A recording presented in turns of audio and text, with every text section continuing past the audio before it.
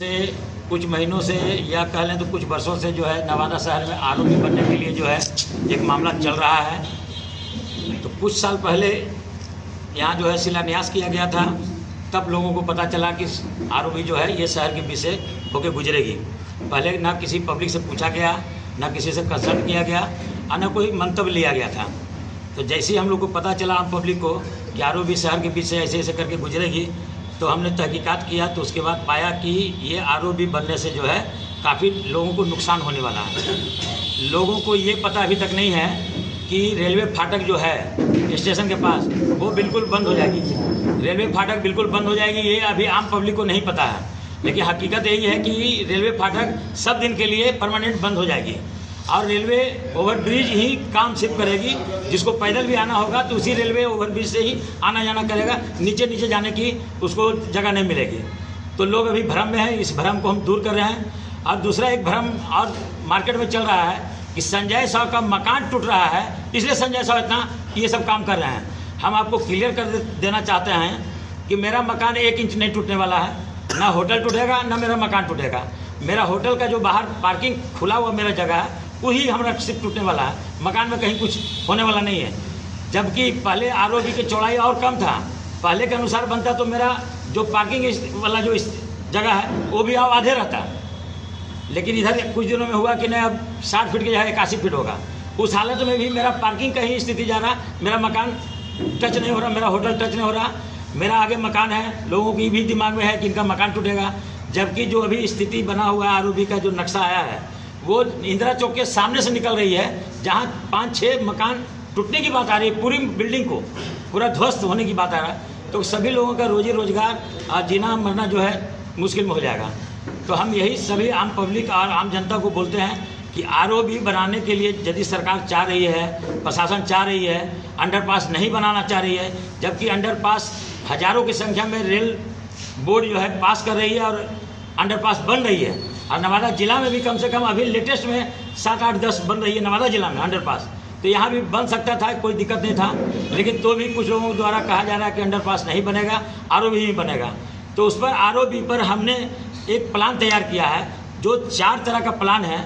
यदि ये आरओबी इस प्लान के अनुसार बनता है तो नवादा शहर सब दिन ज़िंदगी भर जो है फ्री रहेगा, जाम से मुक्त होगा और किसी का 1 इंच टूटने की जरूरत नहीं पड़ेगा, किसी का व्यवसाय नहीं छिनाएगा, किसी का रोजगार नहीं छिनाएगा और सब लोग खुशी खुशी शहर में रह सकते हैं और पोल्यूशन से भी बचेंगे। शहर में जो गाड़ियाँ चल रही है, अधिक से अधिक गाड़ियाँ चल रही है, उससे पोल्यूशन भी होता है। और ख़ास बात, मार्च महीने के बाद जब गर्मी आती है, अप्रैल मई जून जुलाई अगस्त सितंबर, तो नवादा शहर में जितने स्कूल हैं, स्कूल के बसों की संख्या कम से कम 500 से 1000 के बीच में एक बार शहर में 1 घंटा में रन करती है। उस समय काफ़ी जाम की स्थिति बनती है और जब जाम होता है तो उस बस के अंदर जो बच्चे छोटे छोटे होते हैं वो बहुत व्याकुल होते हैं। उनको पानी पीने का उस समय साधन नहीं रहता है और कुछ बच्चा जो है बस में ही बेहोश हो जाते हैं। ये सब चीज़ देखने की आवश्यकता है। और जब जो प्रस्तावित आरओबी है यदि उस अनुसार बना तो मकान जो जद में आवेगा, जो टूटेगा, उसकी संख्या 170 है, जबकि सरकार के रिकॉर्ड में मात्र 40, 42, 45 चल रही है। वो सरकार उसमें कुछ ट्रिक्स कर रही है, प्रशासन ट्रिक्स कर रही है, या जो भी विभाग है इंजीनियर ट्रिक्स कर रही है। इसमें जो है मकान टूटने की संख्या 170 होगी। उस मकान में 308 दुकानें टूट जाएगी। मकानों में दुकान की संख्या 308 है। गुमटी जो रोड के किनारे है वो 61 है जो प्रभावित होंगे। और मंदिर की संख्या 4 है, जिसमें एक जैन मंदिर भी है। 4 मंदिर भी उसमें उस अति में आएगी।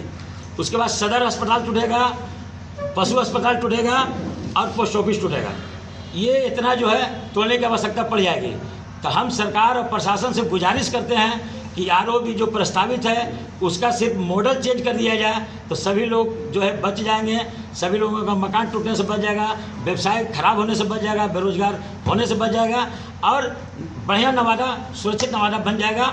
जो मैं जो प्लान दिखा रहा हूँ, जो पेश कर रहा हूँ, ये मॉडल हम 4 मॉडल बनाए हैं। इस 4 मॉडल में कोई भी एक मॉडल अपना के सरकार, प्रशासन, इंजीनियर इसको जो है नवादा को सुरक्षित और बढ़िया भविष्य बना सकता है।